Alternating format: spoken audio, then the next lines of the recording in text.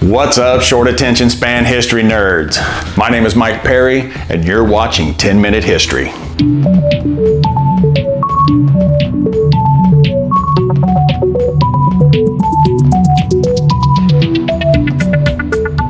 Before I jump into the amazing story of Lepa Radic, I want to give you a little background on this amazing young woman.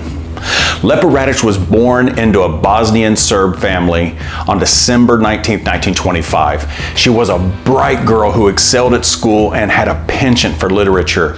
Classmates and educators spoke highly of Lepa and said she had a bright future in any area in which she set her mind. One teacher recalled her being very focused, determined, and serious about her studies. But in 1942, she joined the Yugoslavian partisans when she was just 15 years old. Try and think of a 15-year-old girl that you know that would be willing to give up everything to fight and defend her country. Can't? Neither can I. But let's continue. For 2 years, she fought Nazi oppression, all the while saving her countrymen's lives on the battlefield until the Nazis captured and executed her. But her bravery and actions inspired the people of Yugoslavia. Lepa's heroism is still remembered today. As World War II began and the Nazis conquered most of continental Europe, local resistance movements appeared in nearly every Nazi-occupied nation. These resistance groups performed various actions, from publishing anti-fascist literature to shepherding refugees and downed Allied pilots out of danger to conducting guerrilla raids to sabotage the Nazi war machine. Now, it's impossible to know just how many people actually fought in these secret resistance groups. While some resistance members were former military, many were just ordinary citizens, and some were even teenagers or children. When the war arrived in their homeland, these freedom fighters risked everything to oppose fascism. The creation of the Kingdom of Yugoslavia occurred in the aftermath of World War I. The multi-ethnic nation of Serbs, Croats, Bosnians, and Slovenians began as a democracy. However, by 1929, it all collapsed into a royal dictatorship. As the Nazis came to power in Germany in the 1930s, the Kingdom of Yugoslavia attempted to remain neutral, but was sharing intelligence with Great Britain. But on March 25, 1941, Yugoslavia yielded to Hitler's pressure and ratified the Tripartite Pact, a defense alliance first created by Germany, Japan, and Italy. This action essentially aligned Yugoslavia with the Axis powers. Just 2 days later, in response to the treaty signing, Yugoslavia's military leaders, aided by British intelligence, orchestrated a coup, installing the 17-year-old King Peter II as the head of the government that hoped to stay out of this war. At the time, Hitler planned Operation Barbarossa, an invasion of the Soviet Union that would become the most massive military operation in history. However, the emergence of a nationalist Yugoslavian group forced Hitler to alter his plans. He issued Führerdirektive 25, which classified the new Yugoslavian government as hostile and ordered its invasion. The Nazi invasion of Yugoslavia began on April 6th, and Yugoslavia surrendered 11 days later. But the attack also delayed Operation Barbarossa by 4 weeks. Because of that, some historians have speculated that this may have contributed to the operation's eventual failure. The Nazis annexed northern Slovenia and occupied Serbia. They subsequently turned Croatia and Bosnia-Herzegovina into the independent state of Croatia on April 10, 1941. The Ustasi regime ruled this nominally independent nation, a Nazi puppet that would brutally oppress native Jews, Roma, and Serbs.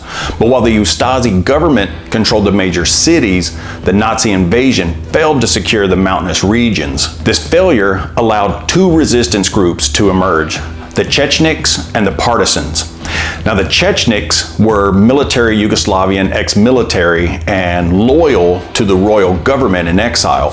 While some Chechniks opposed Nazi rule, others were more concerned about the nation's emerging communist movement. While some Chechniks would collaborate with the Nazis, and some instances committed war crimes on their own. As for the partisans, World War II presented an opportunity to operate more openly than ever before.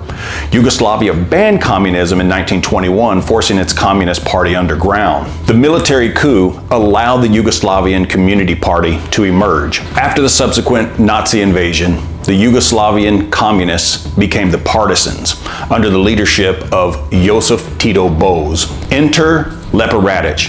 Lepa Radic's uncle, Vladeta Radic, was involved in the underground labor movement. Under his guidance, Lepa developed communist views. Because of that, she became active in the League of Communist Youth of Yugoslavia throughout her childhood. She subsequently joined the Yugoslavian Communist Party in early 1941. After the Nazi invasion, her father, Svetor, and her uncles, Vladeta and Voja, joined the partisan movement in July of 1941.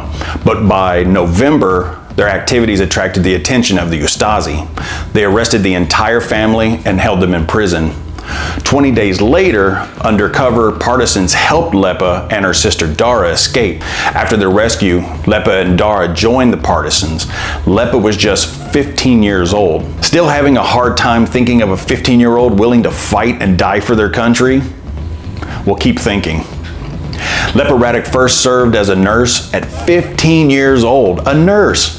Soon after, she took a course on medicine in a nearby village. Her youth and ability to connect with the young people quickly proved to be an advantage. She was promoted to field activist to attract and convince the youth to take up arms against the Nazis. She had now become a political leader. Lepa's presence was requested often.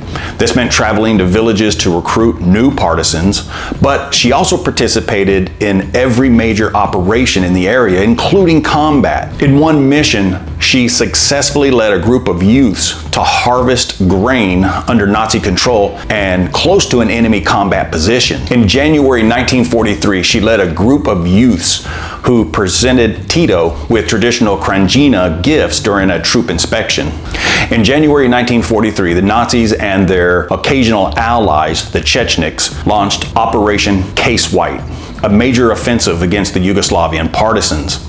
As a result, this operation would devastate and nearly destroy the partisans. After the Battle of Neretva, Lepa was responsible for evacuating the wounded to far-off field hospitals. Saving the wounded was a crucial part of the Yugoslavian partisan strategy. Tito had vowed never to leave the wounded behind on the battlefield because the Axis routinely tortured and executed them. In February, units from the 7th SS Prince Eugen Division surrounded Lepa and 150 refugees, including women and children.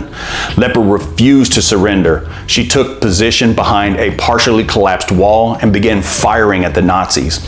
She would crawl to a different location and open fire in hopes to tricking the Nazis into believing that there were many soldiers firing at them. In between fighting, she would attend to the wounded refugees, only to once again pick up her rifle and begin throwing lead downrange at the Nazis. But the inevitable happened.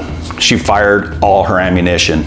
At this, she fixed her bayonet, prepared for her last stand. As the Nazis advanced on her position, she looked at all the refugees in her charge and realized that their safety was more important than she was. One surviving refugee recalled her telling them that she would negotiate their release for her surrender. This would never take place. Lepa bravely rounded the wall she had taken position behind with hands raised. She was captured and taken prisoner to the village of Bosanska Krupa. The Nazis tortured her for 3 days, demanding to know her partisan comrades' names and locations, but she refused. Consequently, they sentenced her to death for the crime of shooting at Nazi soldiers.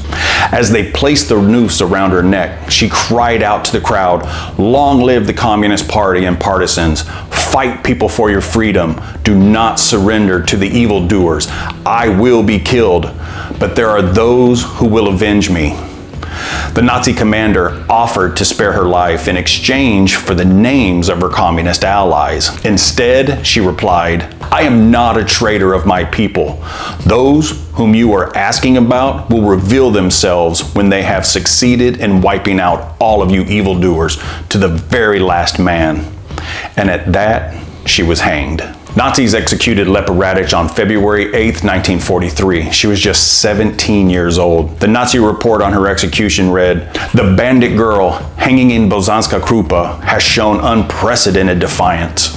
Lepa Svetozora Radic, a national hero." After the war, the Yugoslavian Communist Party under Tito became the country's ruling party. As a result, the party recognized Yugoslavian partisans as one of the most effective guerrilla armies in the entire war. In 1951, Lepa posthumously received the Order of the People's Hero Award, the nation's second highest military honor. Today, she continues to inspire those who stand up to tyranny.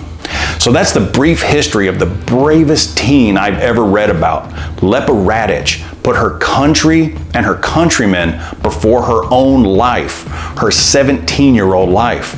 Her heroism is truly inspiring. If you like short videos with a little sarcasm and humor, consider subscribing to 10-Minute History. If you like this video, give it a thumbs up. And if you have another 10 minutes, check out one of my other videos. And don't forget to click the bell so you never miss an upload. Until next time. Classmates and educators spoke highly of Lepa and said, I forgot to put my mic on. As the war in World War II. Why do I keep saying that?